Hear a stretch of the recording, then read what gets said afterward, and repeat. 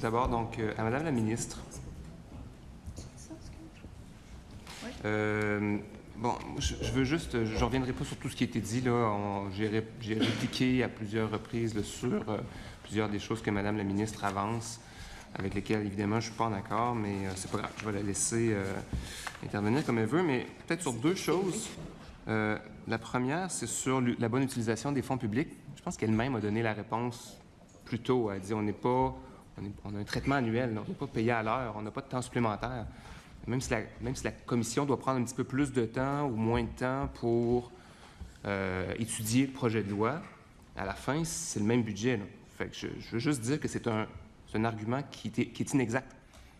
Je ne peux pas continuer à l'utiliser, là. Je veux dire, c'est la même masse salariale, c'est les mêmes, à moins qu'il y ait une indication contraire, là, mais on travaille sur des heures, les employés travaillent sur ce projet de loi-là, pourraient travailler sur un autre aussi.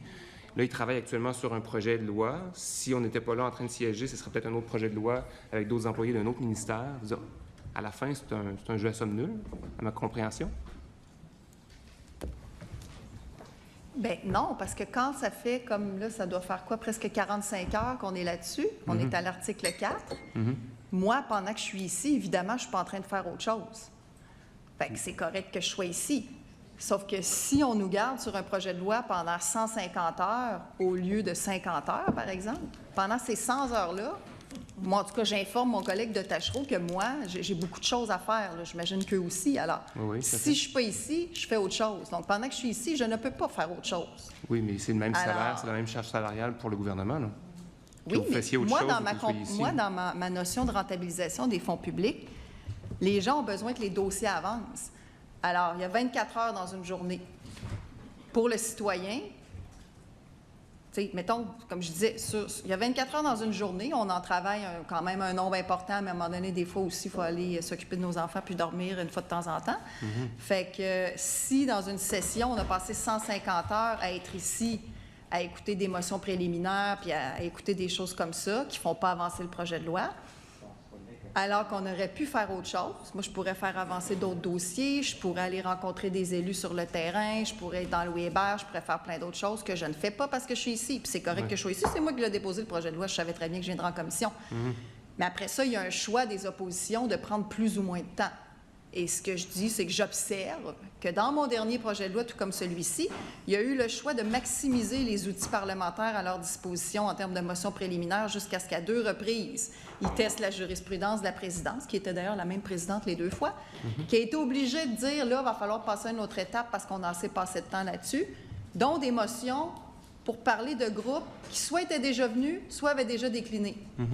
Fait que moi, encore une fois, on parle de notions avec divers indicateurs, là. Moi, dans ma notion de rentabilisation des fonds publics, il y a aussi ça, là. Je pense que c'est une appréciation globale, mais comme j'ai bien dit, moi, je suis tout à fait à l'aise de dire que la CAQ a une opinion sur la rentabilisation des fonds publics qui paient nos salaires puis la cadence qu'on devrait se donner pour des travaux parlementaires, qui est très différente de celle des oppositions, puis je suis confortable avec ça. Moi, je pense que c'est sain de vouloir rentabiliser les fonds publics, puis de vouloir le faire aussi en transport collectif, d'où le fait que je suis préoccupée par le fait qu'on devrait adopter ce projet de loi-là le plus rapidement possible, tout en faisant un travail rigoureux. Parce que des gens attendent après ça, puis des projets attendent après ça. Mais le gouvernement, je veux dire, il faut voir l'ensemble de l'œuvre, là. C'est-à-dire que le gouvernement, si ce n'était pas nous qui étions ici, ce serait de vos collègues qui viendraient ici pour d'autres projets de loi, puis on mobiliserait des gens pour la même chose. Donc, à la fin, je veux dire, si vous êtes ici, puis si on est ici, bien, c'est des collègues à vous qui sont pas occupés par une commission parlementaire, qui sont en train de faire d'autres travails que celui d'être dans une étude détaillée de projet de loi. Donc, pour moi, c'est pour ça qu'à la fin, là, quand on regarde la globalité là, sur l'ensemble d'un gouvernement, je veux dire, puis moi, mon objectif, c'est vraiment d'avoir le meilleur projet de loi possible. D'ailleurs, je vais vous proposer sous peu un sous-amendement que je pense intéressant, et on verra.